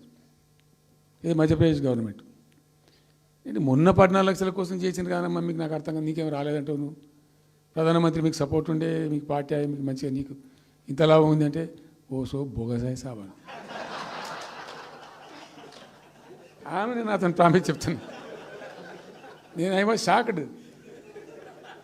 అది వచ్చేదా పోయేదంత వాటిగా గ్యాసు అంటే, ఈ గ్యాసులు ఎవరిని మోసం చేయడానికి ఇంత వంచిస్తారా ప్రజలను? నికరంగా వస్తే పెట్టుబడులు రావాలి కదా, కనబడతాయి కదా. ఆ పెట్టుబడులు వస్తే లాభాలు జరుగుతాయి, ఉద్యోగాలు వస్తాయి, ఫ్యాక్టరీలు వస్తాయి, అడిషనల్ ఇన్కమ్ జనరేట్ అవుతుంది, స్టేట్ గవర్నమెంట్కి జిఎస్టీ పెరుగుతుంది. ఏం లేదు, వాటిదే గ్యాస్. మొన్న వీలైతే చెప్పి 5 లక్షల నువ్వు కొంచెం తగ్గించి చెప్తున్నావు. నేను పేపర్లో చూసింది 575.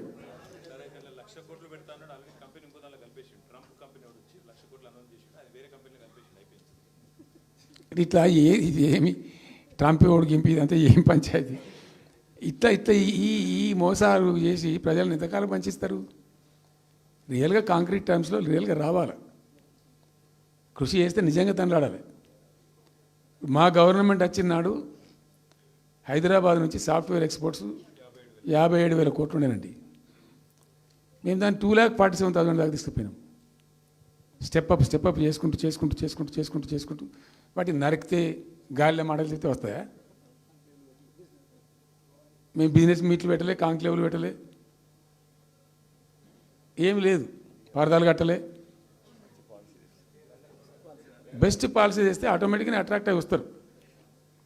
నేను చెప్పిన అప్పుడు ఒక ఆయన ఉండే, పాప ఆయన చీఫ్ సెక్రటరీ కూడా రిటైర్ అయ్యాడు, ఆయన పేరే ఉండే మాధవరావు అల్లుడు ప్రదీప్ చంద్రకు చెప్తే ఆయన పాలసీ తయారు చేయమని చెప్తే తెప్పించండు. పాపం చాలా దేశాలకు తెప్పించండు.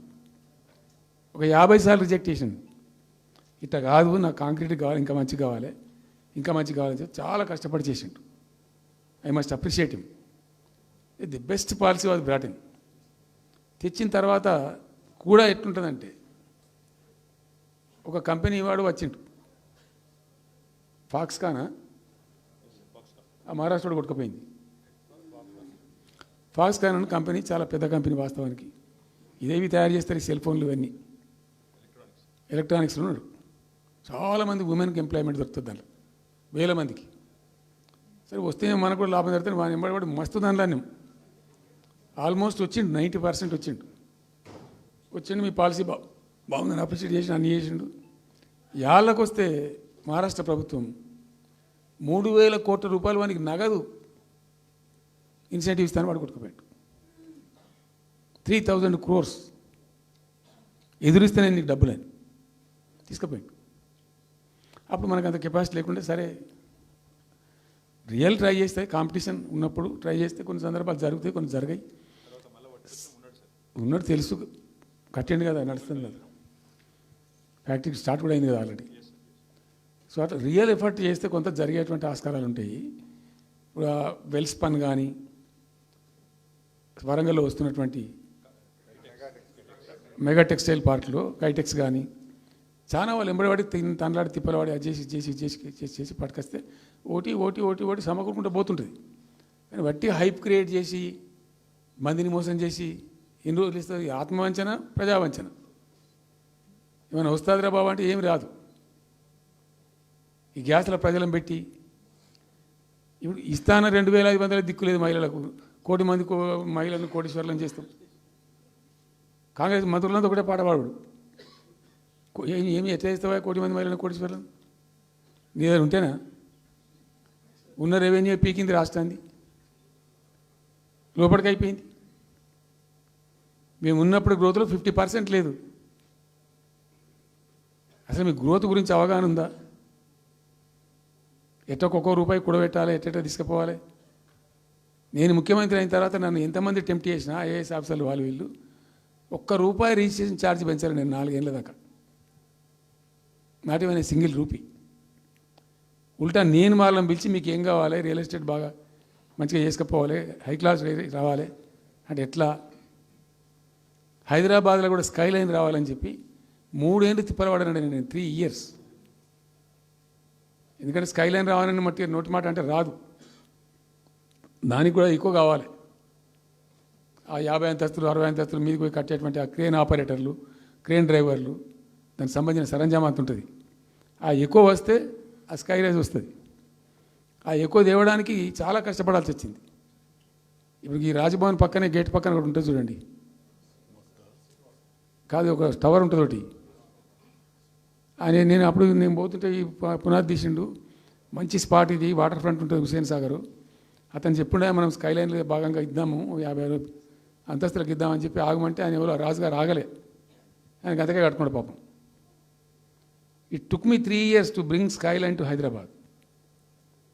మేము ఒక పద్ధతికి పోయినాం, సిస్టమ్ చేసినాం, ఓపికతోని చాలా సిన్సియర్గా మంచి పద్ధతితోని వాళ్ళతో డిస్కస్ చేసుకుంటూ మాట్లాడుకుంటూ ఒక క్రమ పద్ధతిలో పోయినాం అట్టుంటుంది పద్ధతి. కానీ నాలా ఫీజు తీసినాం. 10% ఏదో ఫీజు ఉండే, తర్వాత ఆర్డీఓ ఆఫీస్కి పోవాలి సార్, ఈ ఫీజు ఏమో కానీ ఆ ఫీజు ఎక్కువ అవుతుందని వాళ్ళు చెప్పిండ్రు. అది తీసేవతల పడేసినాం. అది తీసేసినాం. ఆర్డీఓ దగ్గర పోయే అవసరం లేకుండా కూడా చేసినాం. ఇప్పుడు అదొక ఫీజు. ఆ ఫీజుతో ఏమైంది, ఆయనతో పీకింది. హైదరాబాద్ రియల్ ఎస్టేట్ గంగలు కలిసింది. మేమేమో ఆనాడు నిజంగా చెప్తున్నా, చాలా సంతోషంగా చెప్తున్నాను నేను, భూముల ధరలు పెంచినాం తెలంగాణలో. ప్రజా ఆస్తులు పెంచినాం, ప్రజా ఆస్తుల యొక్క విలువ పెంచినాం. 4 ఎకరాల నోడు ధీమాతో ఉండే తెలంగాణలో. కొద్దిగా డాంబర్ రోడ్డు అంటుకునే 4 ఎకరాల నోడు 50 లక్షల కాడికి అమ్ముతున్నా, నాకు 2 కోట్ల శ్రీమంతుని అని చెప్పుకున్నాడు కాలర్ ఎగరేసుకొని. ఇవాళ ఏమైనాయండి భూముల ధరలు? కుప్ప ఊలిపోయినాయి. ఇంట్లో అమ్మాయి పెయింట్ ఉంటే ఒక ఎకరం అమ్మి చేద్దాం అనుకుంటే కొనే దిక్కులేస్తారని కళ్ళకి నీళ్ళు పెట్టుకుంటారు ప్రజలు. ఇవాళ లేదు, ఒక ఎకరా కూడా అమ్ముడు పోతలేదు, ఇప్పుడు కొంటలేడు. దిక్కు లేకుండా అమ్ముకుంటే ఇష్టం వచ్చిన అడ్డమైన ధరలకు అమ్ముకోవాలి. సో ఈ అరాకిరి మాటలు చెప్పి అడ్డమైన హామీలన్నీ ఇచ్చి నీకు చేసాదగాక కేవలం రాజకీయ అధికారమే మా లక్ష్యం అనే పద్ధతిలో ఇచ్చి ఇలా ప్రజలను వంచి అటు రైతాంగాన్ని నేర్పిస్తున్నారు, పేద ప్రజలు నేర్పిస్తున్నారు, పేద విద్యార్థులు నేర్పిస్తున్నారు, రిటైర్డ్ ఎంప్లాయీస్ నేర్పిస్తున్నారు. పచ్చి అబద్ధాలు. కేసీఆర్ చేసిన అప్పులకు వడ్డీలు కట్టలేకపోతున్నావా? ఉతికింది కదా, ఈ చెంప వాయించింది కదా. ఎంత కడుతున్నారు? తీసుకున్న అప్పులు ఏంటంటే 2,90,000 కోట్లు మొత్తం కలిపి చెప్పారు కదా చాలా స్పష్టంగా.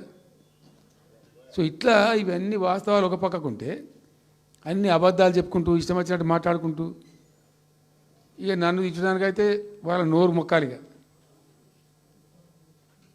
ఎప్పుడో సందర్భంలో కోపం వచ్చి ఒకటి తిట్టినామంటే ఒక మనిషిని మాట వేరు. పొద్దా కాదే కదా, కేసీఆర్ చచ్చిపోవాలి మాట్లాడినప్పుడల్లా ఎక్కడైనా మాట్లాడు, ఏ సందర్భంలో మాట, నువ్వు కాలేజీలో మాట్లాడు, లేకపోతే ఇంకో కాడ మాట్లాడు, స్కూల్ పిల్లల కాడ మాట్లాడు. గింత అక్కసు ఉంటుంది మనుషులకు. అది కరెక్ట్ అవుతుందా?